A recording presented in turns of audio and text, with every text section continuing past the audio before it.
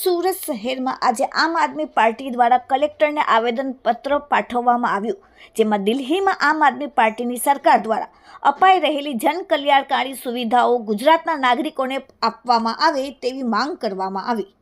આજે આમ આદમી પાર્ટી દ્વારા કલેક્ટરના માધ્યમથી મુખ્યમંત્રી ભૂપેન્દ્રભાઈ પટેલને આવેદન પાઠવીને જણાવ્યું કે ગુજરાતમાં છેલ્લા 30 વર્ષથી ભાજપનું એક ચક્રી શાસન છે।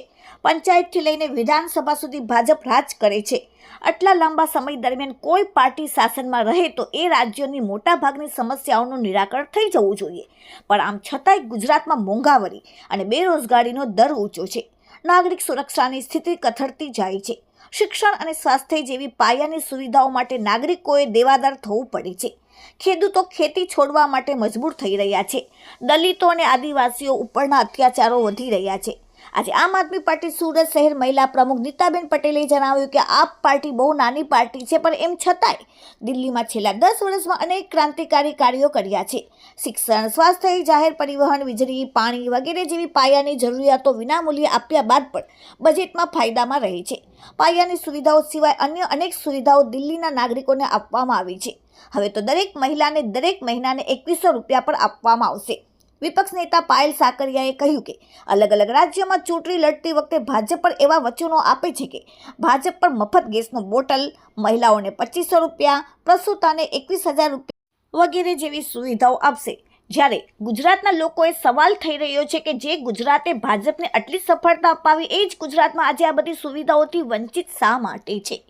સુરત લોકસભા ઇન્ચાર્જ રજનીકાંત વાઘારીએ કહ્યું કે ગુજરાતના તમામ ઈમાનદાર નાગરિકો વતી અમારી માંગણી છે કે ગુજરાતની મહિલાઓને પણ દિલ્હીની જેમ દર મહિને 2100 રૂપિયા આપવામાં આવે। શિક્ષણ, સ્વાસ્થ્ય સુવિધાઓ મફતમાં આપવામાં આવે। બસ મુસાફરી વિનામૂલ્યે કરવામાં આવે। વડીલોને નિઃશુલ્ક તીર્થયાત્રા કરાવવામાં આવે। તેમજ તમામ જરૂરી સુવિધાઓ આપવામાં આવે, જે આપવાનું વચન ભાજપ અન્ય રાજ્યોમાં આપે છે અને જે સુવિધાઓ દિલ્હીમાં આમ આદમી પાર્ટીની સરકાર દિલ્હીના નાગરિકોને આપી રહી છે। Bureau report, daily India TV, Surat. આજે સુરત શહેર આમ આદમી પાર્ટી સંગઠન દ્વારા માનનીય મુખ્યમંત્રી શ્રીને આવેદન આપવા માટે કલેક્ટર કચેરીએ કલેક્ટરના મારફતે આપવા માટે આવ્યા છીએ। આપણને બધાને ખબર છે કે છેલ્લા 30 વર્ષથી ભારતીય જનતા પાર્ટીની સરકાર ગુજરાતની અંદર છે, પરંતુ દિલ્હીની અંદર જ્યારે ચૂંટણી આવે છે તો ત્યાં મોટી મોટી વાત કરવામાં આવે છે કે જે અત્યારે અરવિંદ કેજરીવાલ દ્વારા જે સુવિધાઓ હાલમાં અપાઈ રહી છે એમની એવી સુવિધાઓ ગુજરાત મતલબ દિલ્હીમાં ચાલુ રહેશે। ચૂંટણી આવે છે એટલા માટે, એટલે કે બહેનોને 2500 રૂપિયા દર મહિને, પ્રસૂતા મહિલાઓને 21,000 રૂપિયા આપવાના, વૃદ્ધોને પેન્શનો ચાલુ કરવાના। તો છેલ્લા 30 વર્ષથી ગુજરાતની અંદર સરકાર છે, તો અહીંયા કેમ કોઈ સુવિધા નહીં? 30 વર્ષથી લોકોએ ખોબલે ને ખોબલે મત આપ્યા છે, તો અહીંયા કેમ સુવિધાના નામે ઝીરો? એટલે આનો મતલબ એવો કે એકને ગોળ ને એકને ખોળ। દિલ્હીમાં ચૂંટણી આવે છે તો ત્યાં વાહવાહી લૂંટવાને મત મેળવવા માટે ખાલે ખોટો મેનિફેસ્ટો બહાર પાડીને લોકોને ભોળવા માટેનું કાર્ય કરી રહ્યા છે।